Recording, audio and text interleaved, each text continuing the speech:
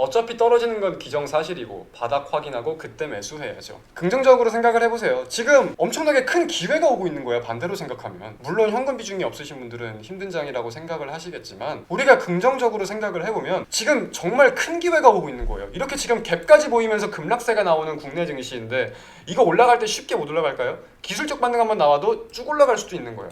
용재 소장님께서 많이 안 좋으신가요? 저도 아침에 통화했는데 좀 안 좋아 보이긴 하셨어요. 저도 그래서 급하게 좀 찾아왔고 주말 푹 쉬시고 다음 주면 또 여러분들께 웃으면서 인사를 하실 수 있지 않을까 생각을 합니다. 긍정적으로 보는 섹터는 분명히 있기는 있죠. 저도 이제 한 번씩 인사를 드릴 때마다 언급을 드리는 업종이나 종목군들이나 있기는 있잖아요. 제가 말씀드렸던 거에 대해서 제 관점은 여전히 동일합니다. 증시가 밀린다고 하더라도.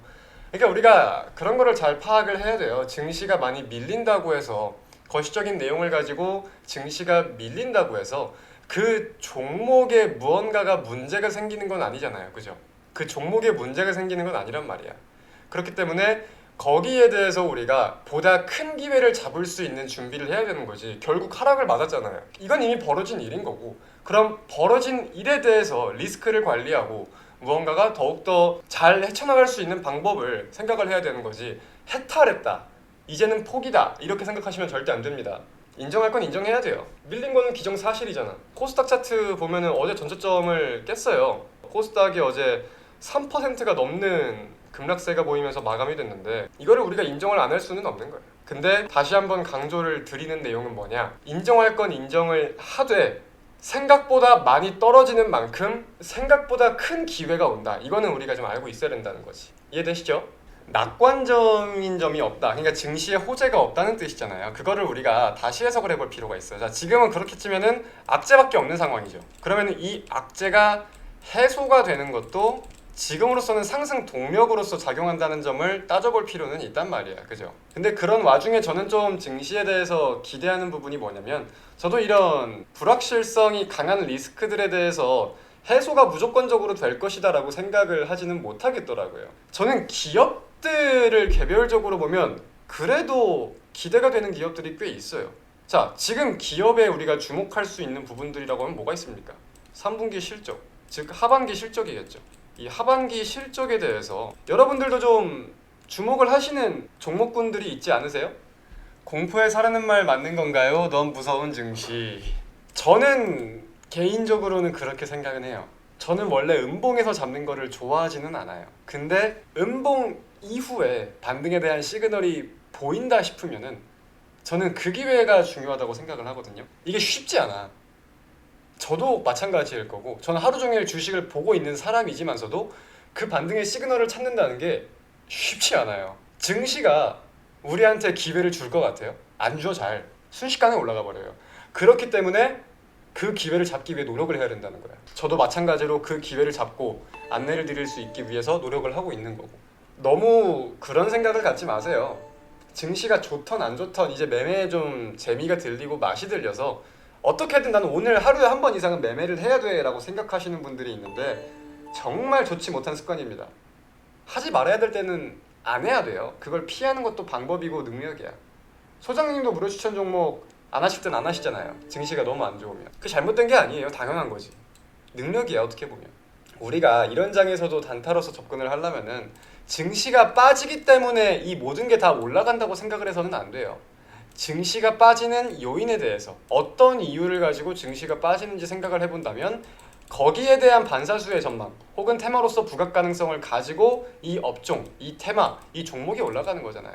그러니까 증시가 떨어진다고 무조건 한일사료를 사면 된다, 무조건 엘컴텍을 사면 된다, 이건 절대 아니란 말이에요. 증시에 명확한 상승 동력이 없다고 생각을 하기는 해요. 왜냐면은 얼마 전에 스펙주가 엄청 오르더라고. 그날 증시가 나쁘지 않았던 걸로 내가 기억을 하는데 삼성 스펙주들이 잘 가요 요즘에. 스펙주 같은 경우는 저는 그렇게 생각을 하거든요. 증시에 진짜 오를 게 없을 때 올리는 게 스펙주라고 생각을 하는데 그런 스펙주에 요즘에 좀 수급이 몰린다는 거는 재밌는 현상이라고 생각을 해요. 저는 반도체 관련해서 설명을 드리고 싶은 게, 그래 물론 뭐 삼성전자의 3분기 잠정 실적이 이제는 회복세가 보인다 라는 입장을 가지고 많은 분들이 주목을 하신다고 생각을 해요. 근데 이제 우리가 대표적인 내용들을 폭넓게 살펴보면은 사실 하반기부터는 이 감산에 대한 효과가 지속이 될 것이다. 그리고 그 효과가 뚜렷하게 보일 것이다. 이런 기대감들도 한 번씩은 다들 들어보셨을 거잖아요. 그죠? 저는 이 포인트에 주목을 해야 된다고 생각을 해요. 자, 그렇기 때문에 지금 어떤 내용들이 나오고 있냐면 대표적으로 제가 지금 가장 주목하는 내용은 낸드의 계약 가격이 올라가고 있다. 반등하는 모습이 보이고 있다. 그럼 여기서 누군가가는 질문을 할 수 있습니다. 한국은 낸드보다 D램 시장을 더 주목해서 봐야 되는 거 아닌가요? 생각을 해볼 수 있는데 D램 시장보다 낸드 메모리 시장 쪽이 더욱더 악화일로를 걷고 있었다고 생각을 해요. 근데 그러한 낸드가 반등세를 보인다는 점은 D램의 회복도 자연스럽게 따라올 수 있지 않을까라고 저는 포인트를 좀 두고 있기 때문에 일정부터 저는 사실 반도체에 대해서 말씀을 드리면 메모리 반도체와 관련돼 가지고 DDR 관련이든 HBM 관련이든 종목들을 한번 공부해보라 라고 항상 말씀을 좀 드렸습니다. 어차피 떨어지는 건 기정사실이고 바닥 확인하고 그때 매수해야죠. 긍정적으로 생각을 해보세요. 지금 엄청나게 큰 기회가 오고 있는 거예요. 반대로 생각하면. 물론 현금 비중이 없으신 분들은 힘든 장이라고 생각을 하시겠지만 우리가 긍정적으로 생각을 해보면 지금 정말 큰 기회가 오고 있는 거예요. 이렇게 지금 갭까지 보이면서 급락세가 나오는 국내 증시인데 이거 올라갈 때 쉽게 못 올라갈까요? 기술적 반등 한번 나와도 쭉 올라갈 수도 있는 거야. 호수님 요즘 대차장고 얘기가 기사에 보이던데 주린이는 잘 이해가 안 되네요. 이해 좀 시켜주실 수 있나요? 이 내용 좀 주목할 필요가 있습니다. 결국 이 대차잔고 거래라는 게 뭐야? 대차거래 잔고라는 게 뭐예요? 투자자들이 주식을 빌린 이후에 갚지 않은 물량을 뜻하는 거고 이는 다시 표현하면 공매도 대기자금이다. 이렇게 해석을 할 수 있습니다. 그렇기 때문에 대차거래가 증가하면 우려감이 깊어지고 대차거래가 감소하면 기대감이 확대된다. 이렇게 해석을 할 수 있는 건데 최근 대차잔고가 굉장히 높았었어요. 지난달에도 87조 원이었고 3분기 대차잔고가 계속해서 우려감이 확대되는 수순들을 보였었습니다. 근데 지금 수순은 어떻냐? 지금은 80조 원 극초반대를 기록하고 있다고 하더라고요. 제가 최근에 봤을 때는 그랬었어요. 이를 우리가 다시 해석을 해보면 대차거래 잔고가 급감하고 있는 상황인 거고 다시 표현을 해서 증시가 바닥을 다지고 있다. 이런 입장이 힘을 받는다거나 그렇게 생각하는 사람이 하나 둘 늘어난다거나 이런 식으로도 생각해 볼 수 있다는 말씀이죠. 중요한 질문이었는데 좋은 질문이었습니다. 단기 바닥할 때 주로 보시는 기술적 지표 있나요? 스토캐스틱이나 RSI 같은. RSI는 한 번씩 참고를 하긴 하는데 저는 보조 지표에 대해서 크게 집중을 하진 않아요. 제가 유일하게 보는 보조 지표는 이동평균선입니다. 그리고 캔들들에 대해서 매물, 지지 저항. 저는 결국 차트는 100% 지지와 저항이라고 생각을 하거든요. 공감하세요? 차트에 뭘 더 해석을 하려고 해도 결국 그 근간은 지지와 저항의 반복이야. 우리가 뭐 추세선을 따라가며 추세 지지를 받는 거든 저항을 돌파하면서 타점을 잡는 거든 그래서 수많은 보조 지표들의 의지를 하면서 무언가가 타점을 잡는다기보다는 저는 지지저항 여부만 정확하게 봅니다. 물론 다시 생각을 하면은 그 지지저항을 잡기가 쉽지 않으니까 보조지표를 쓰고 그로 인해서 더 편하게 보는 것도 많죠. 제가 근래 들어서 영상 찍으면서 여러분들께 항상 많이 드리는 말씀이 뭐냐면 국내 증시의 가장 메인이 될 수 있는 상승 동력을 알고 있어야 된다는 거예요. 한국의 최근 주도 업종은 뭐였어요? 배터리였어요. 이걸 반박할 수 있습니까? 없어요.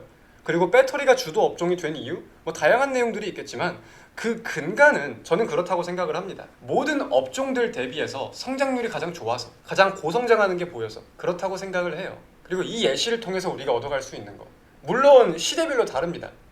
저평가주가 대장주가 되는 경우도 있고 다 달라요. 근데 최근 국내 증시의 가장 큰 상승 동력은 기대감이다. 그리고 성장성이다. 이 부분을 좀 명심을 해두셔도 좋을 것 같아요. 저평가주도 있고 다양하게 우리가 볼 수 있는 종목들이 많은데 국내 증시에서 가장 크게 메리트로 자리를 잡는 건 성장성이라고 저는 생각을 합니다. 뭐 저평가든 뭐든 그런 게 나쁘다는 말씀은 아니에요. 오늘 여기서 마치도록 하겠습니다. 모두 행복한 주말 보내시고 이제 일교차가 좀 커지다 보니까 환절기에 대해서 감기를 겪는 분들 굉장히 많으신 것 같아요. 모두들 건강 조심하시고 예방주사 맞으실 분들은 꼭 맞으시고 다음 주에일지 모르겠지만 조만간 또 웃으면서 찾아뵐 수 있도록 하겠습니다. 주말 잘 보내세요. 안녕.